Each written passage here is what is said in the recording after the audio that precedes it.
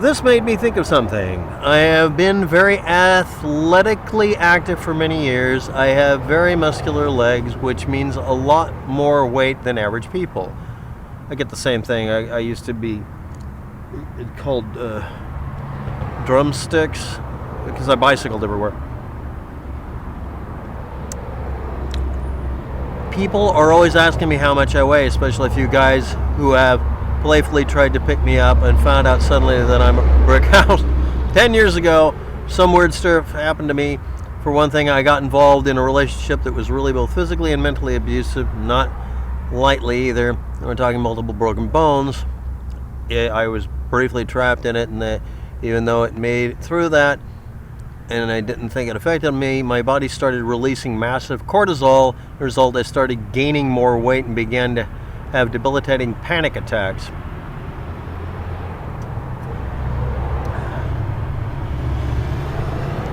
To this day, if I get over 130 pounds, it starts up again, so I have to exercise constantly and eat right. When that all was happening to me, this woman at my work witnessed me having a panic attack and began to tell everyone I was crazy. I was having a nervous breakdown. The last part would be great, but, calling it crazy is too vague. Also, by the way, I have to point out, well, let's get on. As a result, I cut myself off from everyone. I've learned how to make money without having a 9-to-5. I feel like these days I just cannot deal with people anymore. That is my rut I was referring to before. I have isolated myself from so many people that I feel like I can never go back now, but my life would benefit greatly by leaving my cave. Anyways, that woman was a stupid little all to do that to me, not having any idea what may have been through and why I was having a panic attack, or how much I couldn't help it because at the time I didn't understand what was happening. Yeah, the first panic attack and the second are all horrible, but at least the second one you can say, oh, it's a panic attack. I'm still screwed, but at least I know what the hell it is. Yeah. People can be very heartless and uncaring and rude, but that doesn't mean there isn't a lot of people out there who really care about you, and don't you ever doubt that. Well, thank you. And now to the idiot that did this to you. When I had my one of my actual panic attacks, I was among friends, and they asked me, what's going on? It's like, I fucking don't know. I just feel like I need to run somewhere, but being the way I am, I know there's literally nowhere to run in Portland. If it's an atomic bomb blast, hell, I'm literally at the location I'd run to at the time. I didn't know, but this would literally be it, because this is what we found on the map that would work. It's a long story. But anyway, the panic attack thing, they're like, one of them's like, I know what that is. I know what that sounds like. What sounds like? The heart. I can hear it. And I'm like, yeah, what is it? And he's like, it's not going to fix anything, but you'll know what it is. And he tells me, and I'm like, okay. And they calm me down. It took a fucking hour and a half. Go to the hospital and like, oh yeah, you've had a panic attack. Why? Because you're falling asleep standing up and you're still agitated. It's either that or crack. And they're like, okay. And they're just like, no, welcome to the world of this shit hitting the fan. I'm like, what causes it? We're not really sure. How do we treat it? We don't know how. Will it happen again? Oh yeah, you're fucked. Basically, it was one of those days in the emergency room where they're like, no, we're not sugarcoating it. You have to know that this will probably happen again. It's happened. Literally, I'd rather be lit on fire. Fuck that shit. But yeah, at a workplace, I'm having a problem. I need to go home. Why?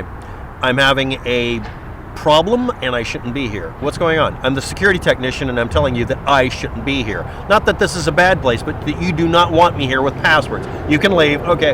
I came back literally, 8 hours later. What happened? Panic attack. I'll work off the time. And they're like, no, we're going to call that sick leave. That would be the definition of sick leave. I'm like, okay. It's not mental either. And basically, a couple of days later, I came down with the flu. I was actually showing signs of it. Sometimes I get sick, just an illness, and it will cause me to just not have functionality anymore. I just can't think or concentrate. But when it comes to a panic attack, I'm just worthless. That's me. And I dealt with a person who went into high anxiety, like the movie, for about a year. He became psychotic.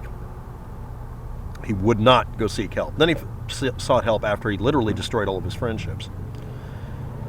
And he ended up with somebody he spent the rest of his life with, I'm sure. They're happy.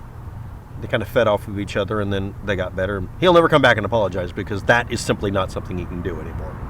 But He doesn't stalk me anymore. But in your case, seriously, go back to that workplace and just flip that person off. Seriously.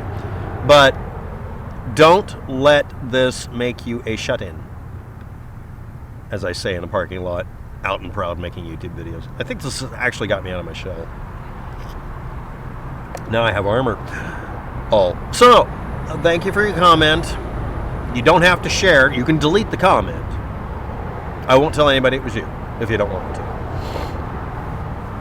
But seriously, been there, done that doesn't cover it. It's applicable, but doesn't do any good. We're our own worst enemy, even on an organic level. It's really annoying. Thank you, and do take care, and seriously, build up and bike some more. They're just haters. Screw you, I can crack walnuts from across the street. Bye. Where'd the mouse go? Oh, there it is.